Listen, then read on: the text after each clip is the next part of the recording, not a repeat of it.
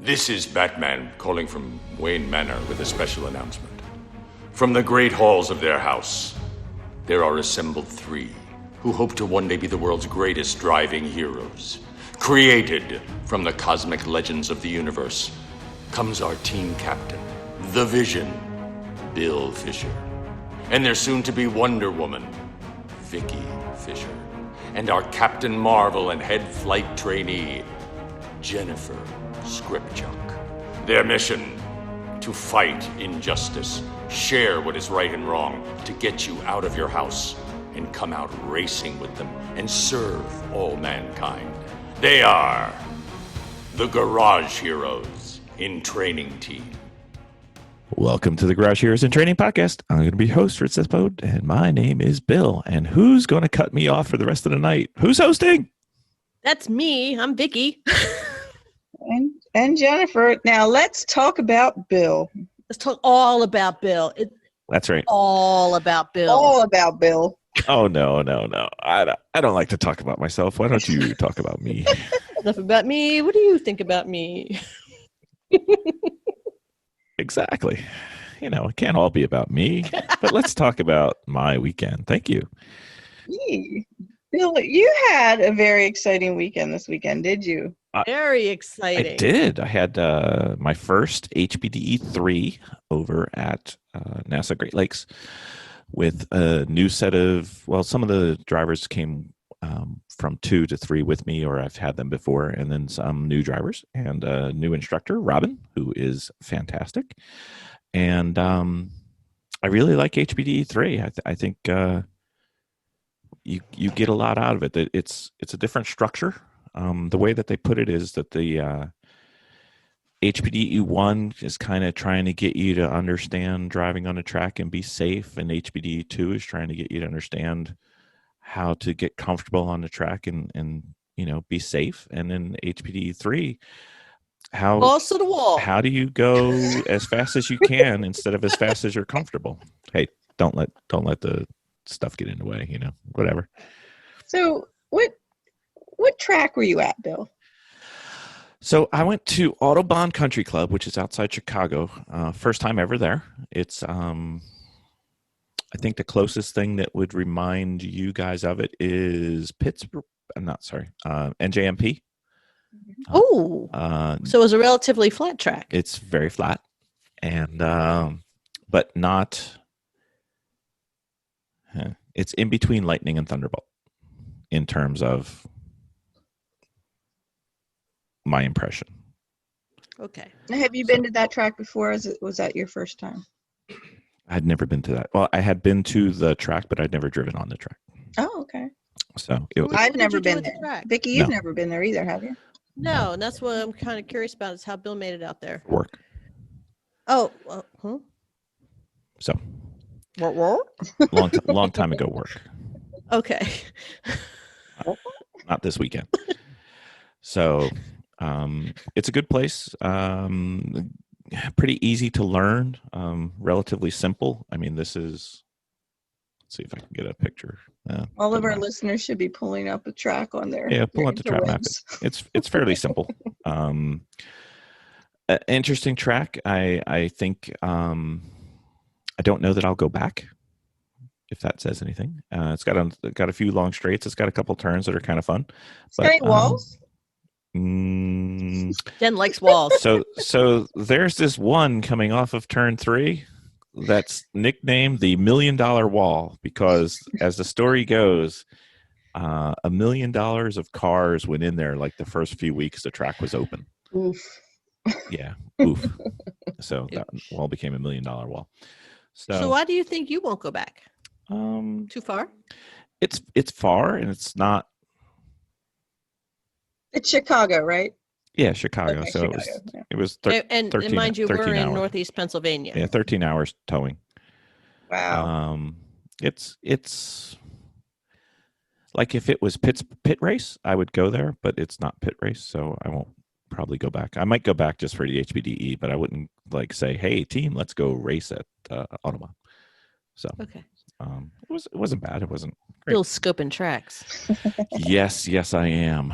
So the big deal for me was Some guys notch women on their bedposts. nope. I do racetracks. Those racetracks. Just Little racetracks. stickers wherever he goes. That's right. He's a track hoe. You know, as much as a track day costs, it's a lot cheaper than divorce. So, you know. Or a hooker. Exactly. I'm sure it depends on the hooker, but let's move on, shall we? Because I have no line in the amount of bad jokes one of those I can podcasts. do. Yeah. Yep. So I think it was definitely good. I think the thing that made it interesting to me was, you know how in HPD 1, you guys have done the HPD 1s with NASA Great Lakes. Yes. You point by on just the straights. And in HPD 2, it goes to you point by everywhere except from a braking zone with numbers to the apex. Anywhere else is fair game. In HPD 3, it starts off with, you know, some point bys, and then as the weekend goes, depending on the team, it goes to you don't need to point by. If you can make it, make it. Don't jam anybody. Don't dive bomb people. But you know, trust your drivers and go have fun. And we did. Be predictable. I had no trains. Zero trains all weekend. Now I watched your video on Instagram, and it looks like a bunch of cars started together. Oh yeah. What was that about? Because I've never done that in HPD 1, and I've never seen it done in HPD 2. So I was just curious. So I did that in HPDE 3. What I showed you was the start of the one of the races. It's called Thunder. Thunder's for the relatively higher horsepower cars. So you get like American Iron cars, and you get some of the more powerful cars and down. And then there's another group called Lightning, and that tends to be like the Miatas and those types of cars. So what they do is they have everybody get behind the pace car, and they'll go too wide, and they'll drive to the track, start, and when the green flag goes, it goes. And that's how the race started. And I just thought it was fun to see how the race starts, because we'd never seen that before, because we've been crazy running around with HPDEs. So that was a race, and then we actually did that practice twice during the weekend. So that was quite fun. It was the first time I'd ever done it. And, yeah, I've never seen it done before. Yeah, because usually you're lapping, and the green flag falls, and wherever it is, no big deal. But you're very methodical on how you get on the track during the HPDs. The one thing this track has is it's got electronic flags. Really? So, yes. So instead of somebody flapping around the piece of fabric, they have, I guess they have a button, and it's got a big, you know, maybe 2x2 or maybe bigger, 2 foot by 2 foot screen, and it'll flash the flags. It'll flash the yellow flag. It'll flag 2 yellow flags. It'll flash a black flag with your car number in it. It'll, you know, everything. Did you find that distracting at all? No, it was easier. Was it? Okay. Yeah, because they were always in the same spot. Mm-hmm. Because sometimes the guys at the flag stations, they'll move around a little bit. You know, it doesn't really matter. sometimes They won't pay attention. In one particular race, Yeah. which we won't bring up, Yeah, that was bad. they just kind of ignored them Yeah. and decided to go on chatting with all the people in the box. And Yeah, well, you know, don't let the race get in the way of a conversation. that's right. So yeah, that wasn't the best, but I liked the electronic flags, and it was quite nice, and it was easier to convey everything around the track because you had I believe they had the ability to say full track yellow, and all of them would light up at the same time, as opposed to the random time for it takes somebody to find their flags and hold it. And, I kind of liked it. It was nice. Cool. So did you have to do any your drills? What were your drills that you had to do? So we had 8 sessions for the weekend. First session on each day was just open warm up.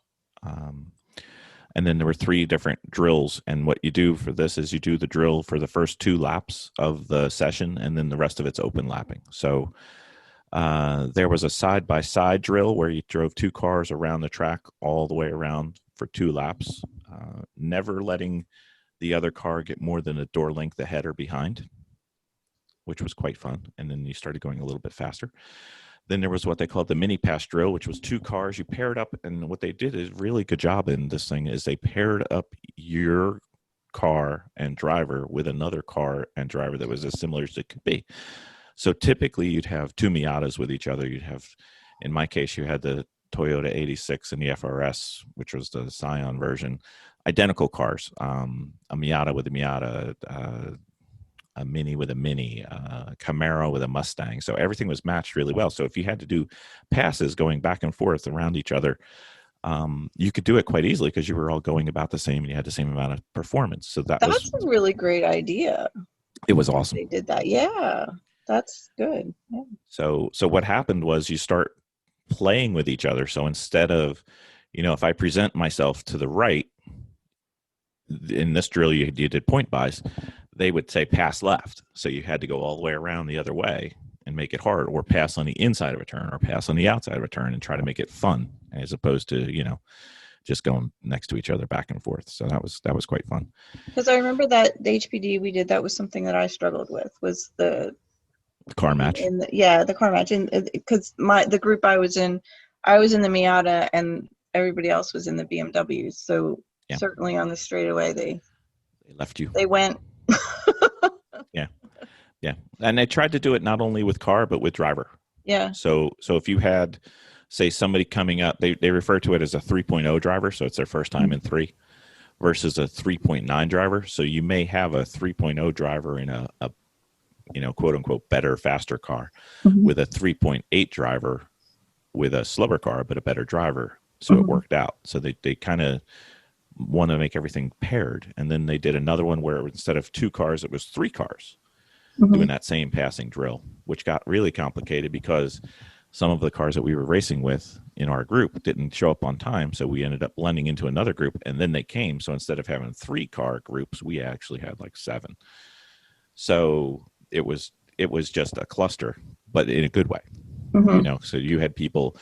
And the thing was, you didn't have to have the last person be the one to pass. So you could be, say, the 3rd car in a group of 7, and the 2 car points you by. So you go past the 2 while somebody's passing 6 and 7 behind, while somebody's passing 4 and 5. So it was kind of like a bumblebees going around. It was quite fun.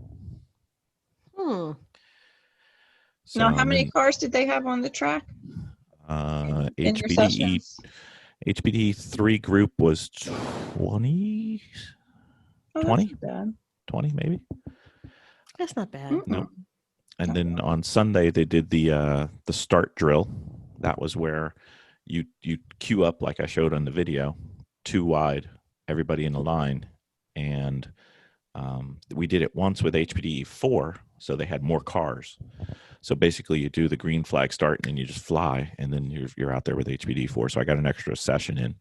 And then on the HPDE 3, they did it where you queued up, raced 1 lap, queued up again, raced another lap, and then was open. So you got to do for HPDE 3, we got to do 3 of the starts, which was the first 3 starts ever, So it was quite fun though. Now, are they still doing lead follow?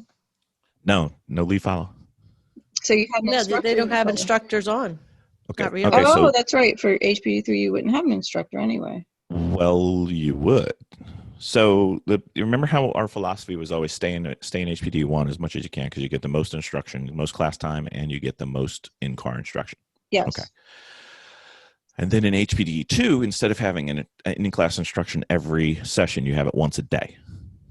Okay. And then you have in-car instruction, right seat driver, right seat instructor, probably 2 or 3 times a weekend, maybe, I'd say on average.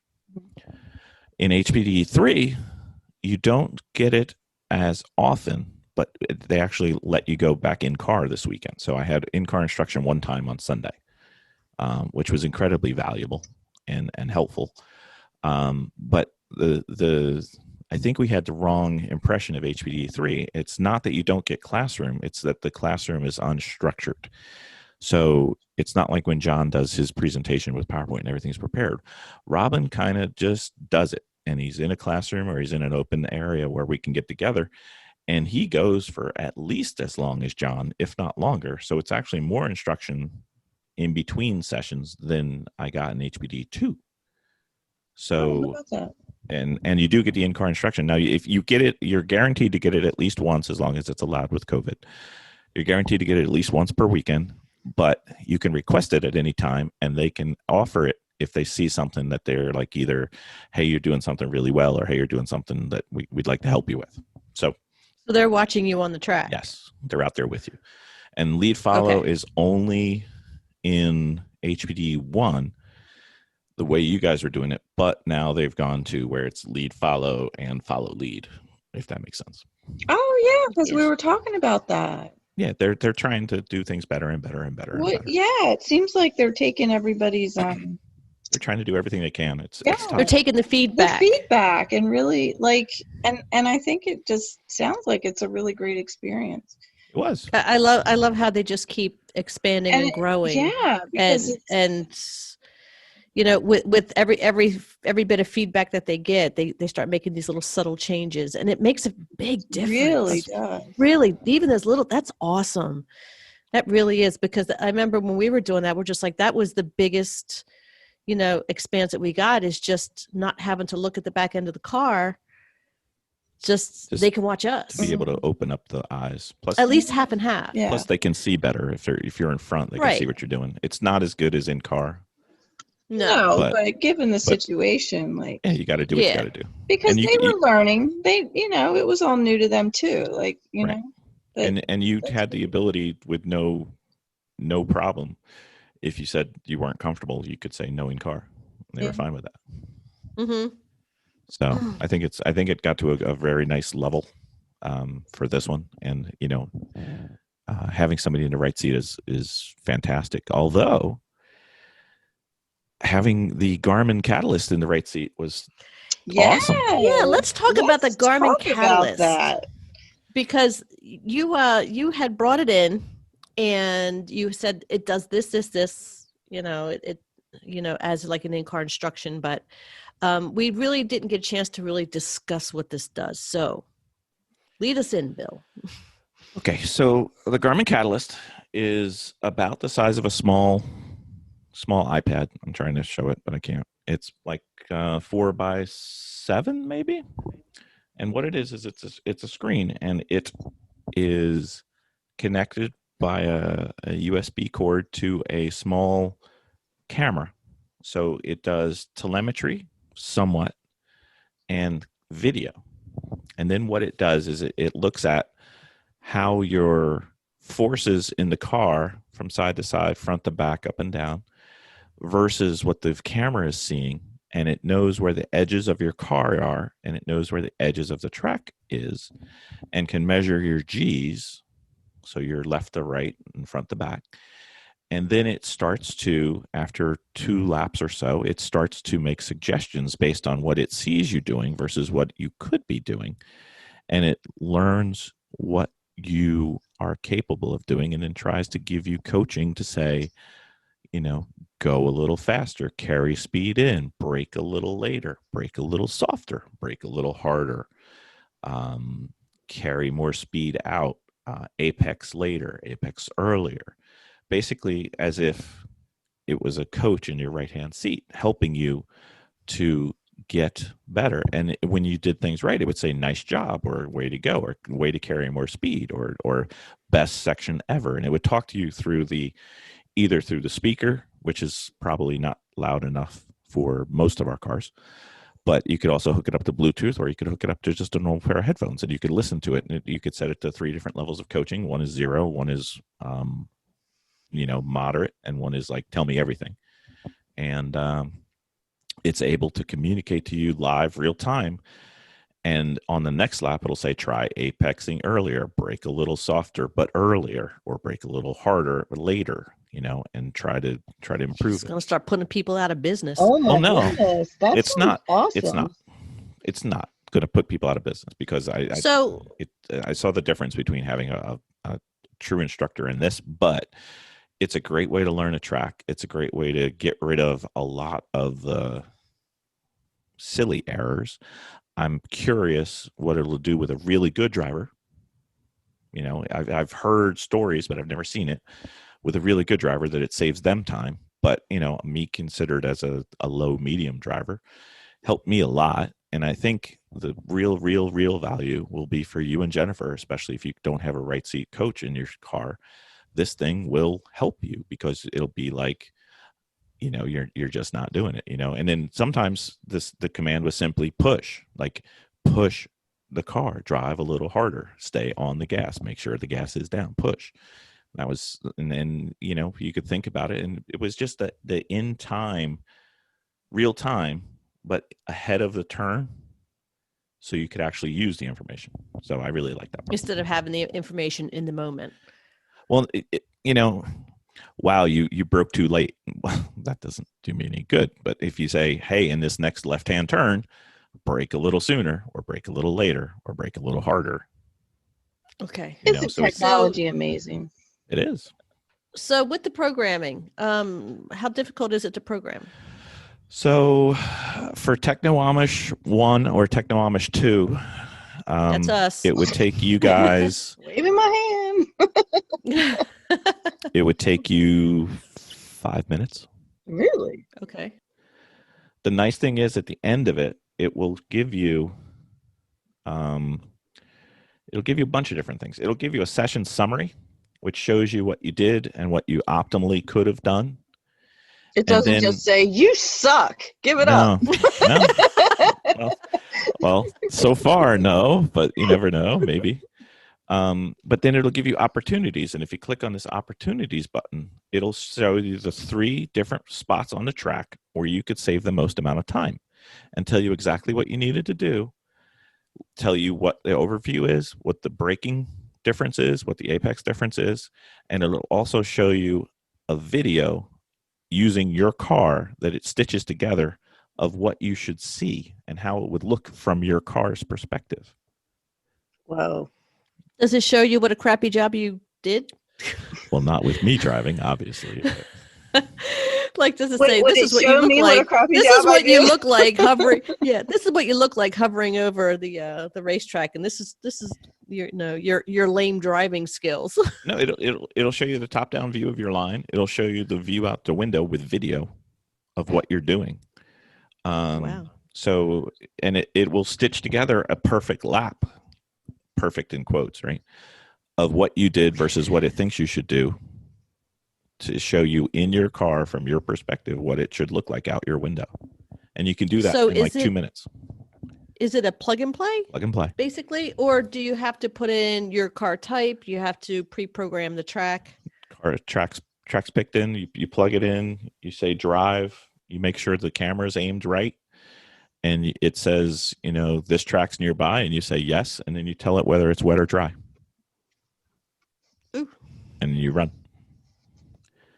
So it gives you lap time, it gives you sector times, it gives you a lot of the data, but it's not like a hardcore data. So what I was doing was I was running that with the Apex Pro in the car, and I was using both, and I could get my hard data from the Apex Pro, and I could get my what I'm calling softer data from the Garmin, and it was helpful. So where did you learn about the Garmin? So I got an email from Ross Bentley saying, hey, this is really cool. I helped, and it helped him save like half a second on a lap, which at his level, half a second is miles. Huge. And then I heard another podcast that he put out with the guy who we're trying to get on from Garmin talking about it. And I just ordered it and got it like that day. Really? So how much does one of those cost? Vicky doesn't want to know. No, I'm looking at the price. It's. Thank you, Vicki. Happy anniversary, honey. For the next 12 years. Maybe. Yeah. But you got to think about it. It's a telemetry. It sounds like a valuable tool. It is. And if you're spending, let's say a HPDE track day is probably, I don't know, $400 or $500. So let's put it into perspective also. But it's a telemetry and a video. So you get both for that price. Yeah. It's pretty pricey. But definitely it would certainly depend on definitely how serious your racing is. Yes. If you're just out there For sure. hee-hawing For sure. and having a good time or whatever. But if you want to get better, it's going to help if you. you want to get better and be competitive, you can probably, if you're already spending the budget, then it's just stop looking at the price, woman. I know I am. I'm actually gonna get out of here. Close that. But you know what? For those that can do. Yes. Just close the webpage. Close the webpage. I just closed it. Okay. I got a discount if that makes you feel better. Okay. So anyway. Sorry, I didn't mean to bring that up and cause any issues. Jennifer. We never talk price. Jennifer, when Vicki's on, she has no idea. She still thinks these are $500 cars. Just let it go. We'll talk Remember offline. that conversation, Vicki? It'll be fun, he said. It'll only be $500, he said. Yep. That's my story. I'm sticking to it. I didn't say how many $500. I just said it was going to be $500. Yep. So it was awesome. I think, especially if you don't have a good driver that you can talk to or will help you, or if you're at a track and you can't do in-car instruction or COVID or whatever, it's awesome. Yeah. You know what? This would certainly fill in that situation of the in-car training that you're having a difficult time with. It does. I think you and Jennifer will have a great time with it. And of course, beyond training, you can put it inside your own real race car. Sure. Yep. And the other thing is, and I think Jennifer walked away for a second, it does have settings for what the track's like. Is it wet or dry? And Sunday morning, their walls. Sunday morning, it had rained all night, and Sunday morning it was like an ice skating rink. Really? And I put it on wet, and its guidance changed significantly from what it was just 12 hours before. So what were some of the changes? Oh. I could only answer 7 of you at the time. Okay, Jennifer, you asked your question first. Can it detect the weather, or do you have to program that in yourself? It does detect the weather if you hook it up to your phone. Okay. But it also has a setting for, is the track wet or dry? Yeah. Okay. So when it was wet, I clicked it on wet. Right. And then it looked for the first 2 laps and said, oh, you can't go like you did yesterday, even though we were in the exact same spot. And then it gave you instructions accordingly. And when I say it was slippery, I almost looped a car, and I never loop a car. It was really, really slippery. Now, was it with it telling you how to drive? Was that beyond your comfort level? No, not at all. It takes what you're doing and tries to get you a little further. So, the first person I ever heard about this, and I don't know that he created it or not, but he's a drummer. His name is Michael O'Neill, and he always referred to it as a trip. And since he's a drummer, he uses a drumstick, and he says the drumstick is a journey, right? And you're learning. In the beginning, you're at the left end of the drumstick, and then you work your way all the way out to. Can't remember if it's Buddy Rich or Buddy Guy. I always get those two confused. One of them's supposed to be the best drummer of all time. But anyway, everybody's at a different spot along that journey. And what the Garmin's trying to do is it's not trying to be the best data tool. It's not trying to be a replacement for a coach, but it's trying to get you to move from where you are to a little bit better. And then as you get better, it keeps pushing you a little bit more. Is it going to get you to the perfect lap? Maybe eventually, but it's taking you from wherever you are in that journey, beginner to expert, and tries to see where it can come up with a couple places where you can shave some time. And for me, the first time I used it, it shaved, I think it was 9 seconds off my lap. And granted, I was learning the track and everything, but 9 seconds is huge. And then throughout the weekend, it shaved more and more and more time. And eventually, I got to the point where my car, which is a standard Toyota 86, only thing I changed was brake pads, brake fluid, and tires, they're still 200 treadwear Hankook RS4s. I was doing better times than some of the spec race cars. Wow. Hmm. So how long has that technology been out there? I mean, 3 weeks. so this is like a new thing. New. I mean, not for you, but in general. Like new. Wow. Yeah. So it's pretty awesome. So Nice. I like to have them both. So the one thing that we were able to do for this one was we got the cars ready ahead of time. I was able to practice getting the telemetry together. So we had everything we needed, except cue the sad trombones. Two of our GoPros are not the right kind for what we're using. How so? So what they do is they can't handle the brightness difference between in-car and out-of-car. Okay. So when you see it, you see the in-car perfectly clear, but the outside looks all washed out, like almost like you're in clouds. And it doesn't have the ability to change the exposure.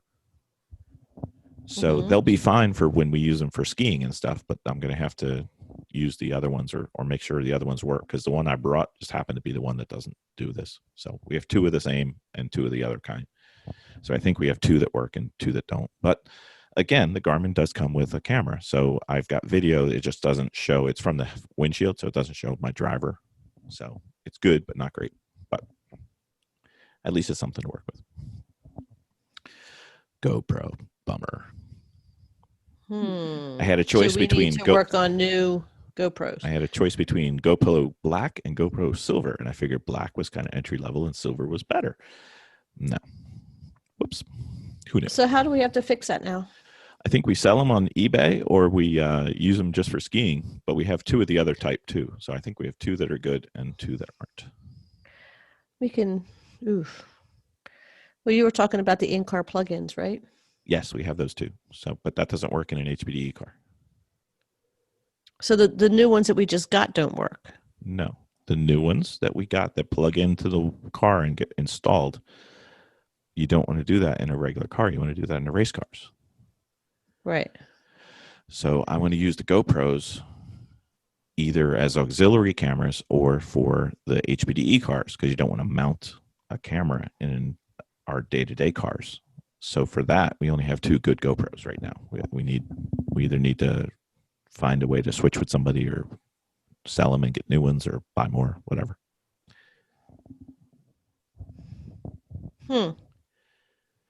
Happy anniversary. Thank you, Vicki. It does sound really awesome, though. Bill working on our data. So that was it. The other thing was I didn't bring enough food. Yeah, what'd you eat, Bill? Junk. Just really. Yeah. Did you miss Jen's cooking? I did. Miss both your cooking.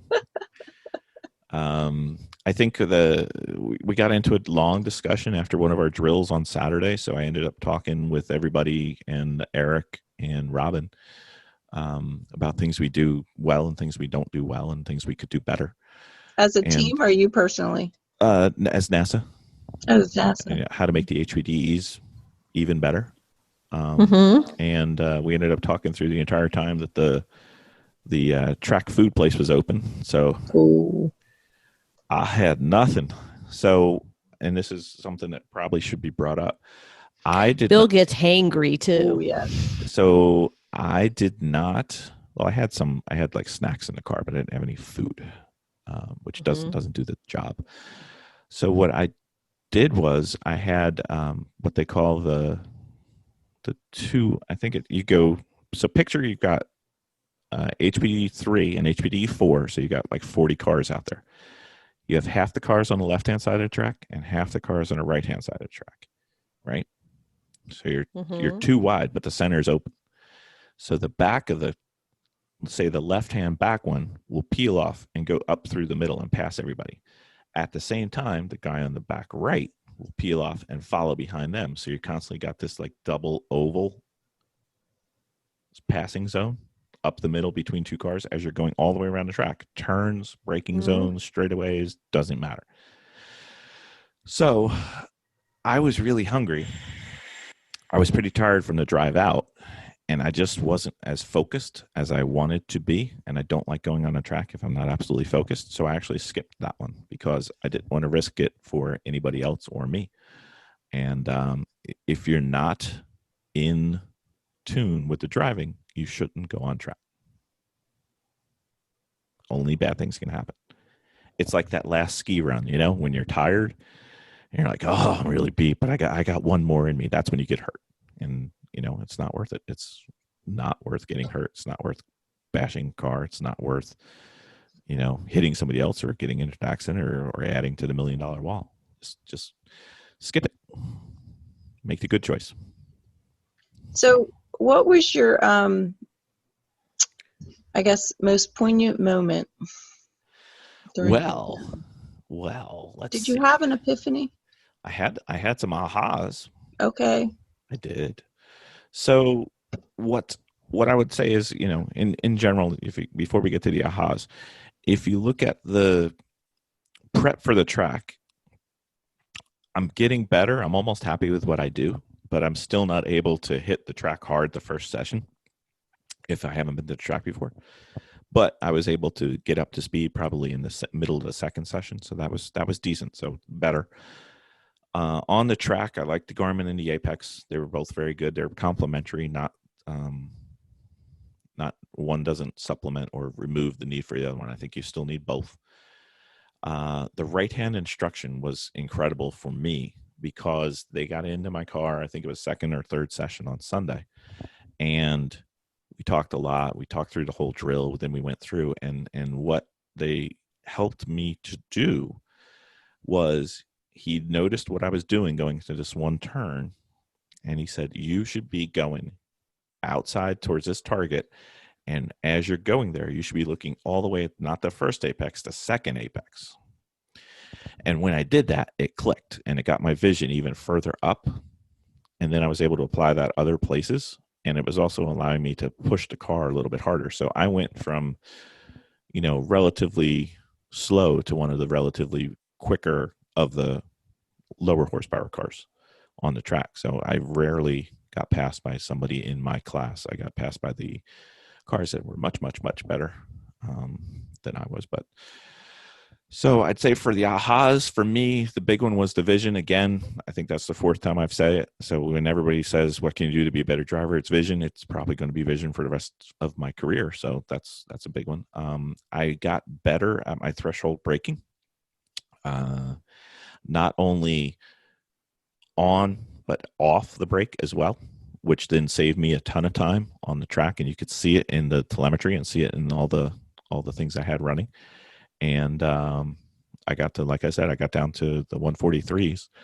So that was pretty fantastic. And I think that having the Garmin in the right-hand seat was not a replacement, but it definitely helped. And then the right-hand seat training was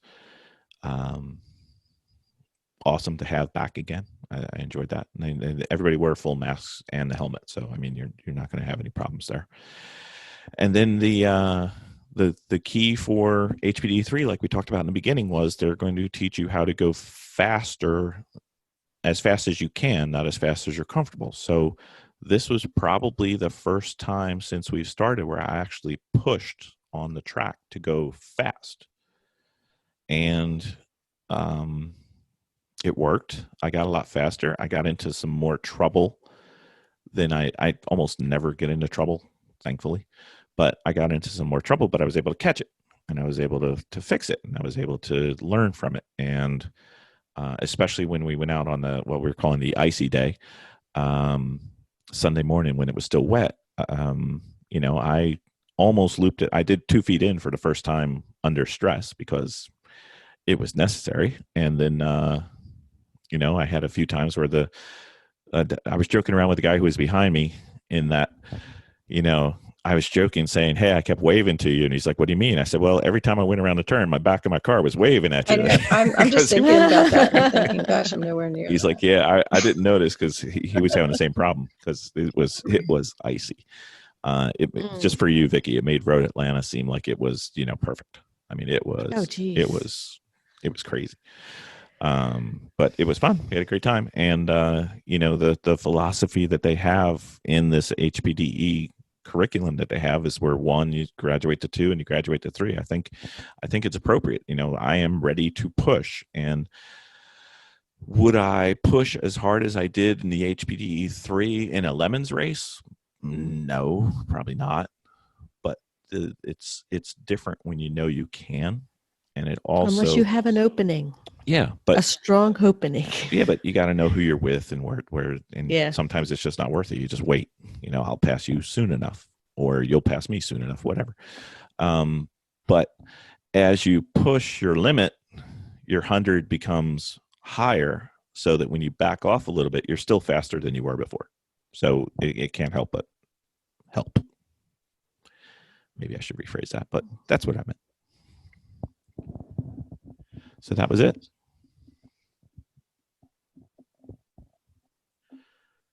Point buys and pushing.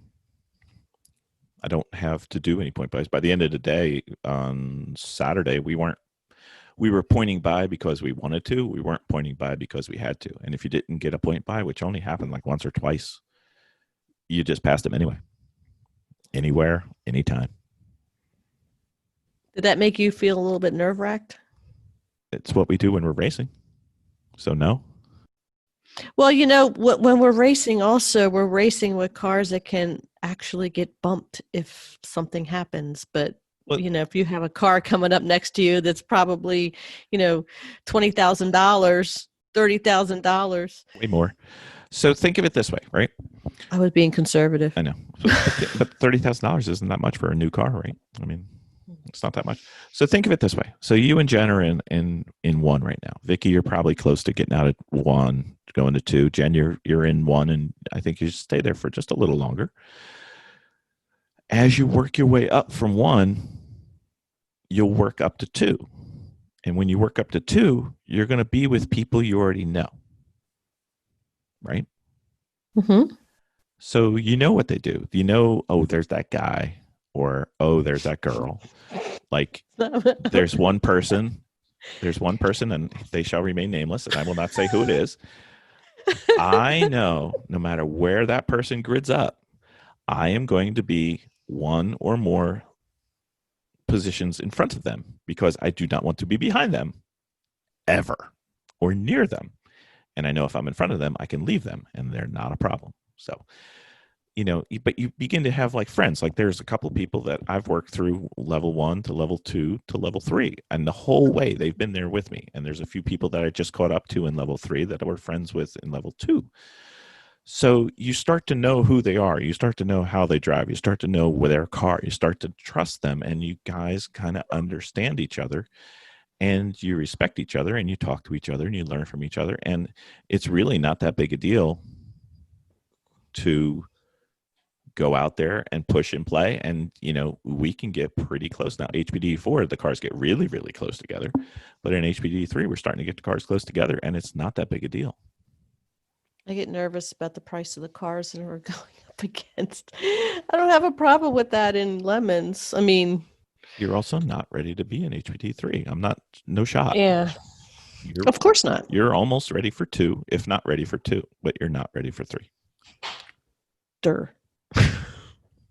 So car prep, the ups and downs of it. We were hoping. First of all, you went out with a what? We were hoping to have the new HPDE car for me ready, but the more we got into it, the more there was to do. So the list of while we're in there got longer and longer. So it became clear that I had to run with Liam's car again. So I ran the Toyota 86. We got it ready 3 or 4 days early, all the way. And I was kind of happy with the car prep for an HPDE. No stress. We had backups if we needed it. Mm-hmm. Okay. Food prep sucked. That sounds good. What's that? Food prep sucked. Yeah. You went ill prepared. The food. Telling you that ice with a bucket of chicken. It's the way to go. Cooler would have been nice. Something. Mm-hmm. I had nothing. I had the closest thing I had to preparing for food was I had what is that? The cup that we use. the Yeti travel cup with full of ice and some water in it. That was the monstrous food prep that we did for this one. So no big deal. Mm-hmm. So yeah. It was just the breakfast was easy. Lunch was hard. Mm-hmm. You had one spot and there was nothing nearby that you wanted to eat. So you either ate on track or brought it with you. And the one day I missed it, I paid for it. So going back to the highlights of the HPDE weekend was? I would say the two that come to mind are I got so much better at threshold braking and pushing the car, because I never pushed the car, because we're endurance racing, and pushing the car means braking the car. And the Garmin. I was just going to say the Garmin Catalyst. It was quite nice. How about the downside was? Food wasn't great. The GoPro not doing what I needed. I have a plan that we'll talk about after we stop recording or start recording and keep talking. How much is it going to cost me? I'm not saying anything. Hey, hello? Is this thing on? Hello? Christmas is coming. Christmas? No. This one's 2 digits. Anyway. It's your 45th anniversary. Yeah, I've already got presents for you. It's our 22nd anniversary. I've already paid up to our 45th. That's right. That's fine. Just remember how this episode started. I'm worth it. Please tell me why. So I know it was wet. Was it chilly? Yeah, it was cold. My hands were cold a few times. Now, where did you kind of sort of hub out of your car? The SUV? I mean, the truck? The truck for a bit. The classrooms, we were in the classrooms almost the entire time in between sessions, so it wasn't too bad. It was just when the classrooms were full, sometimes we'd be outside and it could be quite cold, especially in the morning. I mean, it was like low 40s, maybe 30s. It was chilly, and I just had basically I had a sweatshirt and polo shirt and no gloves and no umbrella. Where? Womp womp. How wet did you end up? Not very, because I brought extra sweatshirts. So I just switched. And it didn't really rain. It rained mostly the Saturday night, overnight. There was a couple showers during the day Saturday, but it wasn't too bad. Mm-hmm. So how far away was where you were staying from the track? Air miles, it was 7. Time, it was 30 minutes.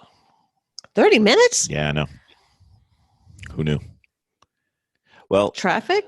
No, it routes. Well, I wasn't too upset. It was 30 minutes away because I didn't really want to stay near the track. Why? If you saw where the track was. Oh, okay. All right. No more. It's fine. I was good. Didn't feel you felt a little less safe. There were some ballets nearby and a refinery. So yeah, I was interested in neither. Okay. Depending on which way the wind blew. Okay. You get that nice sulfur smell. So. Oh yeah. It was lovely. So I see. Big industrial park. It looked like they had a fantastic go-kart track, though. I wanted to get in on that. Really? The go-kart track had more elevation change than the track. Mm-hmm. Not worth going from here, but while we're there, if we had the kids, that would have been fantastic. So next on the docket is? Next on the docket, on October 27th, we have Lime Rock, Skid Pad, and Autocross. And then that following weekend, I have my last HPDE of the season. Although, and that's at? That one's going to be at the Corvette Museum down in Kentucky. Ooh, that's going to be a drive. It's going to be a drive. And when is that? The weekend after we go to Lime Rock. And who's hosting that? NASA Great Lakes. Really? They go all the way to Kentucky, huh? Yes, please. Really? Really? They just take over the Midwest, don't they? No, the Great Lakes are in the middle. Well, Kentucky's really kind of low on that. Oh. I thought they would be more around the Great Lakes, all the way from east to west. Well, this one's a little bit off there. I think they're partnering with Southeast or South Central. I don't know. Mm-hmm. So speaking of which, my dears, I have this Garmin Catalyst. It doesn't work in autocross conditions. Works really well in a track, like an HPDE. Like maybe, I don't know, New Jersey. When? Well, I didn't want to look up when until I got a maybe. Is that a maybe? Maybe. Jersey's close. Miss Jen, you're on mute. Still on mute. Yeah, Jersey's So if close. I can pull a Jersey, would you guys be willing to get off the sofas for the end of the season and have one more? Ain't nobody sitting You are on sitting no on a sofa. sofa right now, or a chair. Is that a chair? Well, Jennifer's relatively healed now. Okay. I'm good. So it I'm good depends. to go. Is that going to be like a November thing, a December thing? Probably. I got to look at the schedules. I just thought it'd be good, and I'd really like to see you guys try to use this and see what you think. It's going to be I'm really excited to use I it. know. We did a hooked on driving down there later than this, so I don't see it as a big deal. You know, COVID permitting. So it's a maybe. Let me find out the dates. We'll talk about it later. Okay. Yeah, we could do that. Because we could do it, even if do New Jersey. Jim drive the RV Yeah, right I on mean, over He there. would. If we do the Jersey one, we don't even have to He do the whole would. weekend. I mean, it's 40 minutes for Jen and 2 hours for us. So I just think you guys would get a kick out of it, especially after For it Lilac. being 2 hours for us, we have to, number one, weigh COVID. Number two, I just said students, kids. anyway. So It always comes back down to kids. I know, but that doesn't mean you shoot yourself in the head and don't do anything. Well, in the age of COVID, my dear, our only other person our person would be Nana to keep an eye. Ooga Or we booga. pull her out early. Or Liam's home. I'm not going to leave my daughter all weekend by herself with Liam. Anyway, welcome to Garage Hero Parenting and Training. Like I said, you guys are the coolest parents. All right, so that's it. Had a great time. Thanks to Eric, Robin, all the guys at NASA Great Lakes, all the people in my session, all the people not in my session. Everybody was fun. We had a really good time. And we got a few more guests coming. And hopefully I'll be able to talk some people into coming on that are, I don't have anything to talk about. And then they get on here and they're on here for 3 hours. So it always works out that way. Mm-hmm. The quiet people who never shut up. Yeah, the NASA Great Lakes is definitely one of the best HPDEs I've ever attended, for sure. That's the best one I've attended, and that's why I keep going back. Yeah, it's definitely worth the trip. Yeah. You get a lot out of it. It's as we went into the download, it is not. If you're going there to run laps, go with Porsche Club, go with BMW Club, go with some of the other places that are cheaper, and that's all they want to do is do laps. But if you want to get good quality instruction, have some drills, learn a lot.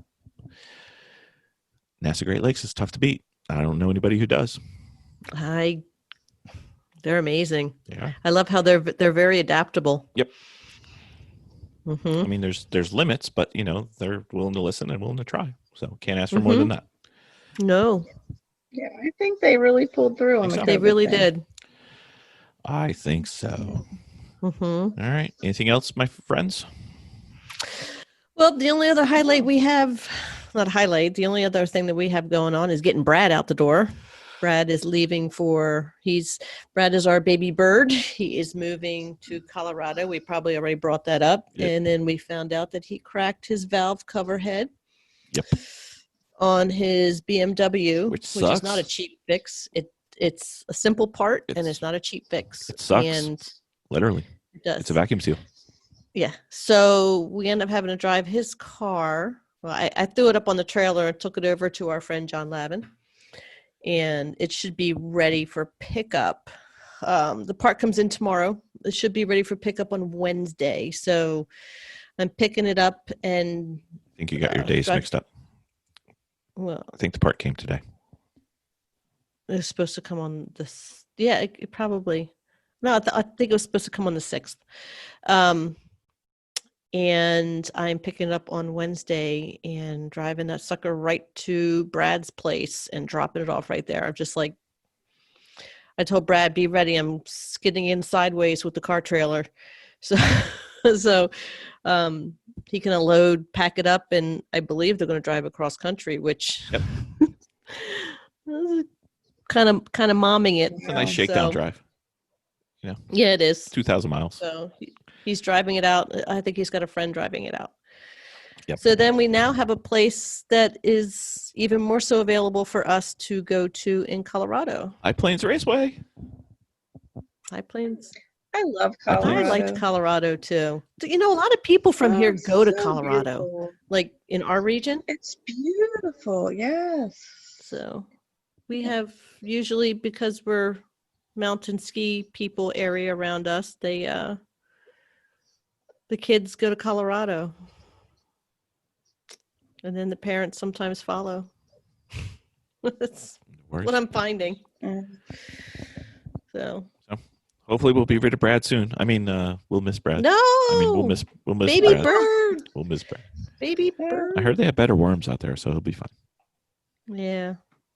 We're going to miss him. Yep. He's a good guy. Yep. Brad, if you ever listen to this podcast, which you never do, when you put it in the cart, you have to pay for it. You don't just get credit for putting it in the cart. That doesn't mean I'm in the class. It just means you're thinking about it. Just FYI. Yeah, it'll be good for him out there. So let me see what else we got going on. No, I think that was about it. That's from our last update podcast. Yep. So next one that we'll be updating will be our post Lime Rock. We'll have some guests on in between, and it should be fun. Mm-hmm. Thank you. Thanks, guys. Thank you. Dominating with Dawson. All right, Ben, we're back again. I want to talk. We have, as you know, we broke one car, and we really, really broke one car. So we now have 2 cars that we need to fix and repair and replace. And you know what I want? Right. I want this one to be the one. I want this to be the perfect car. I want it to do everything. I want it to be fast. I want it to be able to turn, cheap to run, never break down, and tows itself to the track. Ben, what do I got to get? I mean, the literal answer it ticks off every box you just said. It was my Miata that I had. It was a street car that I built into a track car that I built into a race car. Like, even when it was a full race car with a cage, I would tow my tire trailer to the track with it. Hardly ever anything would break. Like, it was just so easy and cheap to run. So there's the whole point I was talking about this is there's no perfect secret weapon, but a Miata is a great start. But I want the perfect one. I want it to be Right. everything. Well, I mean, Ben. I mean, the E36 is a perfect car. The Miata is a perfect car. The Honda is a perfect car.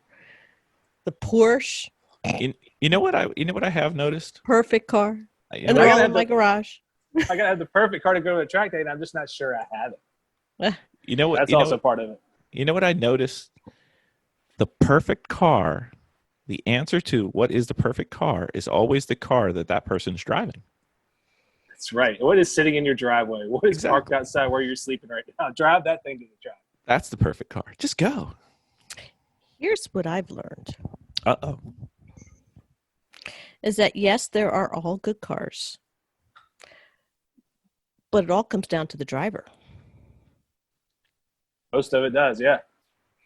I mean, you could put a great driver behind a crappy wheel and he'll still rank. As Ben's pointing to himself. That's right. It has happened. Ben could Yes. rank in a shopping cart. Oh, we know he cheats in Pinewood Derby, so shopping cart's easy. Yeah, that's right. Yeah, so I think, I mean, and in some cases, if you're when you're thinking about race cars, especially if you're thinking about a race car for an endurance team, a lot of things come into play to find the perfect car. Like, what is your what your team's budget is, how heavy do you want to be on consumables during a race weekend? Like, what you think is cool. Like a lot of Lemons teams, I think they end up just racing the coolest, weirdest thing they could think of. So sometimes that decision of what the perfect car is going to be like, what's going to get me the most laughs as I roll through the judges box. Like sometimes that dictates everybody's entire build or their theme. The IOE car. Yeah, so I mean, but that's never been anything that's interested me. But it's a huge part of what Lemons is, and I love that aspect of Lemons too. Like I dig that. It's just not my thing. Which is also just a side point. That's a great thing about Lemons. You can be somebody who wants to race, somebody who wants to do the art. There is something for everybody at a Lemons race that you're going to dig and get into. So go do that. But also, just in general, I think if you're trying to choose a car for an event, or to run with this series or run with multiple series, there are a lot of factors that go into it. So that's something that you and your team have to just decide, like, what do you want to work on? What do you feel comfortable trying to do engineering on? Would you guys agree with that? I think I do. I think the biggest issue we've had as a team is we have lots of one-off cars and nothing in common with each other. And that makes it hard from a spares control and learning the car perspective. Yeah. So we're trying to simplify now.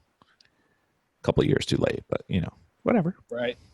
When our team first started, we had the 96 Miata, and we're running the E30 that we still have, and there wasn't much that we could do in between them, but we were able to run like a common set of wheels and tires. So that was at least one kind of big thing we had out of the way that the two cars could share. But you're right, it would have been nice to be running two of the same car. And something we knew how to work on. We had to learn as we went in the E30. But when we started talking about this, I was also thinking about people who choose a car for a track day, and what kind of thing that will get them out of the house to go do it. So I think a lot of people just don't realize that they could go take, their whatever car they drive to work. As long as it's not a lifted truck or a big truck or something like that. And I think even a minivan you can take to a track day. You just want to put good brake fluid in and go see what's going on. Take your street tire. You're not likely to even burn off your street tires, I wouldn't think.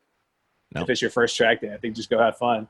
So that's the answer. And a lot of times, I hate to even say this, but a lot of times as I instruct, I look around and you'll hear instructors like, I can't believe that guy brought this to the track or whatever. But I mean, I just look back to my own experience when I got that Miata to the track the first time. I'm sure somebody looked at that car and thought, like, look at this goofy white Miata with a red top. Like, what is this guy doing? But it was a huge realization of a dream for me to get to a track event and actually get my car on track. So I think it's the worst thing in the world for the sport when I hear, people at the track, instructors or other people just, taking a poop on what somebody else brought to the track. I think when I see somebody get to the track, even if it's a car that I wouldn't have chosen, or I think he's kind of goofy myself, might not have made the personal choice. I'm happy for that person that got to the track. It's a big deal to get to your first track day, I think. So. Sure. I actually had I think it was a 3/4 ton, but it might have been a 1/2 ton pickup truck was in our HPDE group. Excellent. It was fun. I was looking at it going, you are not lacking for engine.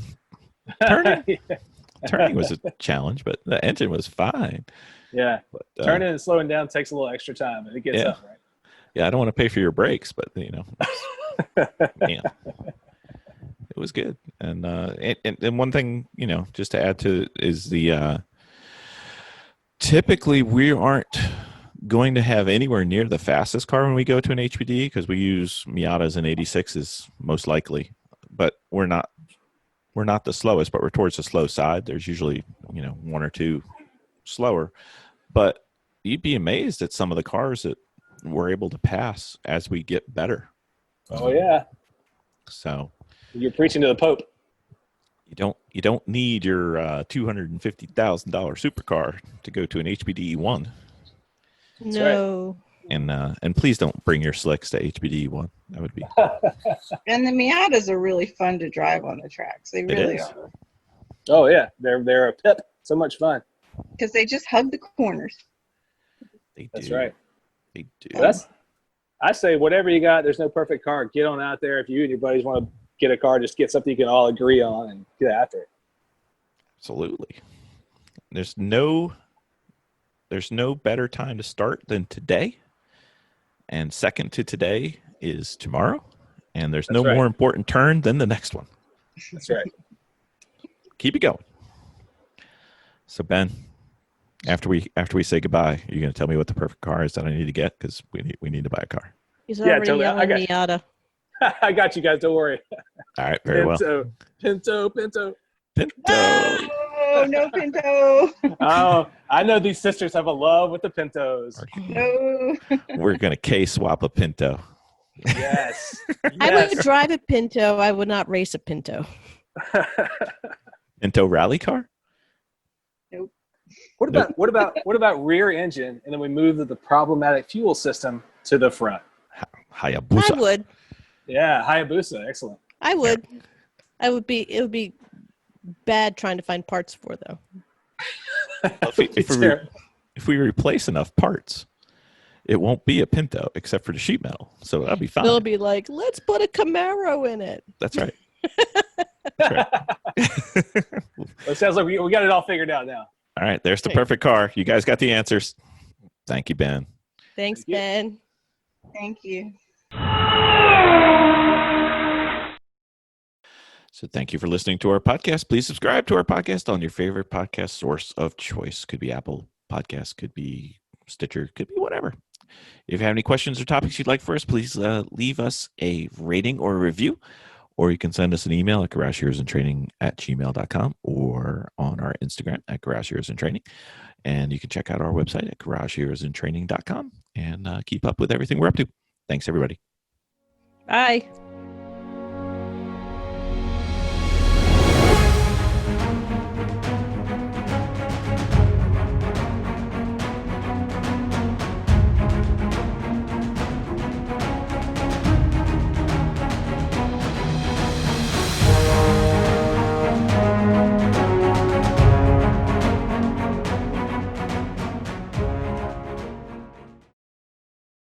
As we go into this, I really don't want to go into a high level of detail, because I think if we go into a high level of detail on some stuff, I'm probably going to edit stuff out because you're going to lose your audience. But I'm entertaining. Just ask me. No, but I'll probably go just kind of jump ahead a little bit and just go, we don't need to talk about that. We don't need to talk about that. I don't want to hear, how, some things run, how your engine performed. You don't want to know the difference between HPDE 2 and HPDE 3? Oh, yeah, I do. Okay. I want to know what you ate. What Yeah, I ate? No problem. Yeah. Ate like crap. So, yeah. This whole COVID thing gets in the way. Because I'd like to talk about the HPD. I'd like to talk about your performance, how the car performed, but I don't want to know too much detail. Because it's not all about you. It's about the HPD. It is about me, bitches. It is not. This is me. You didn't drive. It's about me. It's all about me. It's about me. It's an only child thing. Listen, once you set the bar, you can't reach it anymore. You just stop. So what shoes were you wearing? That's right. Actually, he did have a special shoe he wore. Thank you for bringing that in there. All right, we can talk about that. They're Pilates. They're Italian driving shoes. They have a very soft Burning sole. pod. Very soft sole. Yeah, like that's going to make the pod. Anyway. Ready? Yep. Yes. Okay. Welcome to the Garage Heroes.